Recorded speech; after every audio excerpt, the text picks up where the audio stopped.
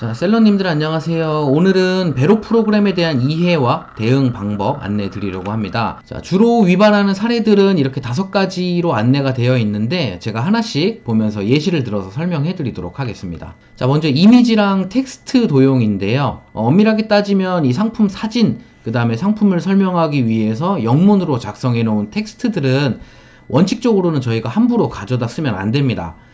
실무에서는 특히나 우리나라에서는 보통은 이제 제조사에서 상품에 대한 페이지를 제작을 하고 그 밑에 도매, 소매로 판매하는 업체들에서 이런 것들을 그대로 따다가 쓰는 경우들이 많은데 이런 부분들은 원래는 로열티를 지불해야 맞는 것이고 이 사용 권한을 허락받은 후에만 사용하는 것이 맞아요. 그렇기 때문에 특히나 이제 외국의 브랜드들 상품을 판매하실 때에는 공식 홈페이지에 있는 사진이나 텍스트 설명 같은 것들을 그대로 가져다 쓰시면 지적재산권 침해로 문제가 될 수 있기 때문에 주의를 하셔야 되고 이를 해결하기 위한 방법은 무엇이냐면 상품의 사진, 그 다음에 상품 설명을 자체적으로 제작을 하셔야 됩니다. 상품을 직접 매입을 해서 사진도 직접 촬영을 하시고 그리고 상품에 대한 설명도 나름대로 이제 좀 풀어서 공식 홈페이지에 나와 있는 것과는 다르게 본인의 역량으로 설명을 하시는 게 맞는 방법이고요. 그리고 정품이라고 할지라도 뒤에 또 설명을 드리겠지만 브랜드 소유권자와 정식으로 판매가 협의된 경우가 아니라면 총판으로서 계약을 맺고 판매 권한을 허가받은 게 아니라면 규정 위반에 해당될 수 있기 때문에 무조건 정품을 판매하는데 문제가 없다라고 말씀드릴 수는 없다라는 걸 먼저 확인해 주셔야 되고요. 특히 이런 경우는 글로벌 브랜드 상품에 많이 해당하는 내용이기 때문에 우리나라 기업에서 생산한 제품이면 조금 이런 부분들이 덜 하겠지만 누구나 아는 유명한 제품 같은 경우는 판매에 앞서 이런 부분들을 사전에 검토를 좀 하셔야 될 것 같습니다. 자, 그 다음에 브랜드 네임 미스유즈라고 해서 해당 브랜드 상품이 아님에도 불구하고 브랜드명을 표기하면 상식적으로 안 되겠죠. 예를 들면 우리나라에서는 그런 경우 있죠. 리바이스 청바지인데 실제 리바이스 청바지는 아니지만 ST라고 많이 얘기를 하잖아요.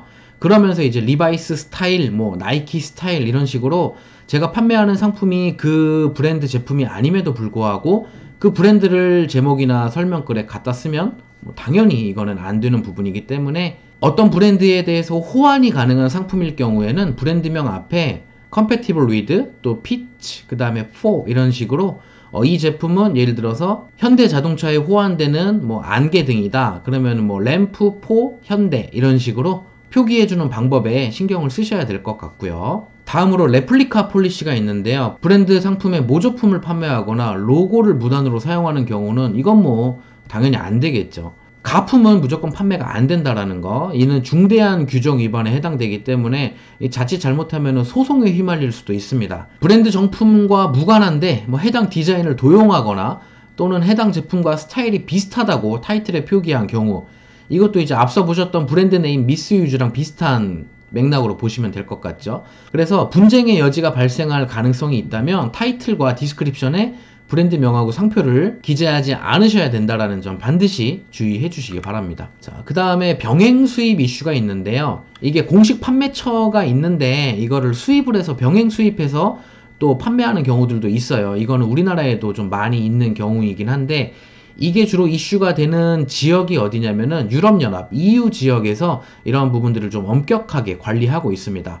그러니까 특정 브랜드의 경우 그 브랜드에 대한 판권을 EU 지역에서 판매할 수 있는 권한을 독점적으로 부여하는 경우들이 많아요. 이런 상품들을 우리나라에서, 한국에서 유럽 지역에다 판매하게 되면은 그 EU 지역에서 판권을 갖고 있는 업체의 이 지적재산권을 침해하는 결과를 초래하게 됩니다.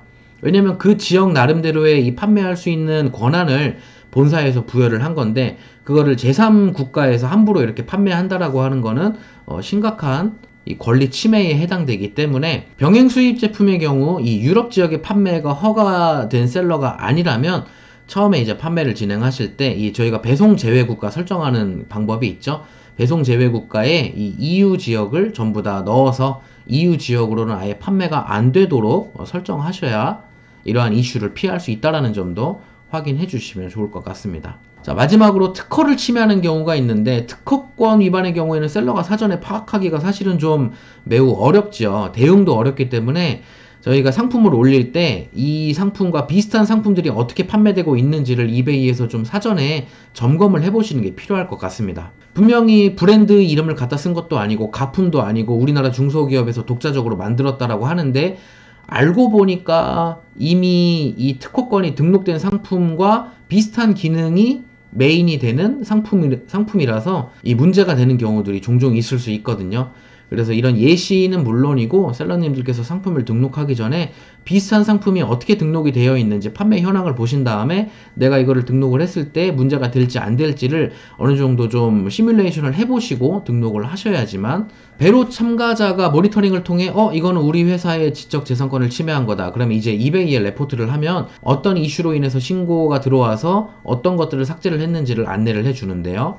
뭐 경우에 따라 삭제하기 전에 먼저 경고만 주는 경우도 있습니다. 경고를 받으면 저희가 대응할 수 있으면 대응을 하고, 대응을 할 수가 없다면 리스팅을 바로 종료하는 게 필요하고요. 이게 문제가 뭐냐면, 규정 위반이 반복되면 뭐 등록 수수료 못 돌려받고 이 문제뿐만이 아니라 일부 판매 제한부터 최종적인 계정 정지까지도 이어질 수 있습니다. 그리고 심각하다라고 판단이 되면 셀링 리밋도 증액되지 않는 경우가 있을 수 있습니다. 이렇게 경고를 받고 나면 이에 대한 정확한 이해 그리고 조치를 취해 주셔야 되는데, 리스팅이 삭제되었다면 이베이 메시지를 확인해서 왜 삭제됐는지, 누가 어떠한 이슈 때문에 삭제를 했는지, 요청을 했는지 확인을 하시고, 저희는 판매 권한도 있고 다 허가를 받고 파는 건데 실수로 삭제된 것 같다라고 판단이 되시면, 어필할 근거가 있으면 이제 어필을 하면 되지만, 어필할 근거가 없다면 리스팅을 종료하거나 아니면 문제가 된 부분들을 수정해서 보완해 주시는 작업이 필요하겠고요.